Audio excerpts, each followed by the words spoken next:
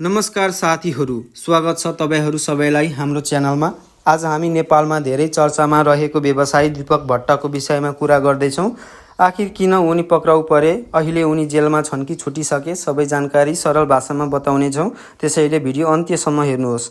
मुख्य विषयतर्फ जाउँ। नेपाल प्रहरीको सिआइबीले दीपक भट्टलाई आर्थिक कारोबार सम्बन्धी अनुसन्धानका लागि पक्राउ गरेको थियो। उनीमाथि सम्पत्ति शुद्धिकरण अर्थात् मनी लन्ड्रिङ गरेको, ठूलो रकमको कारोबारमा शङ्का गरिएको र शेयर बजारमा चलखेल गरेको आरोप लगाइएको बताइएको छ। अनुसन्धानमा केही कम्पनीहरूको शेयर मूल्य अस्वाभाविक रूपमा बढेको र त्यसमा उनको संलग्नता हुन सक्ने आशंका गरिएको छ। त्यसपछि प्रहरीले अनुसन्धान सुरु गरेको हो। हाल अदालतले अनुसन्धान जारी राख्न अनुमति दिइरहेको छ। त्यसैले अहिले पनि यो केस पूर्ण रूपमा सकिएको छैन।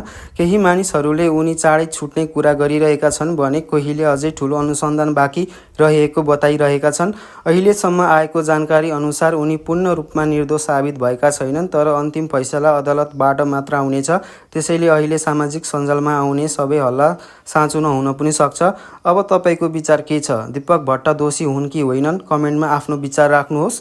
भिडियो मन परे लाइक गर्नुहोस्, साथीहरूसँग सेयर गर्नुहोस् अनि यस्तै नेपाल शेयर बजार र चर्चित समाचारका अपडेटका लागि हाम्रो च्यानल सब्स्क्राइब गर्न नभुल्नुहोस्। धन्यवाद।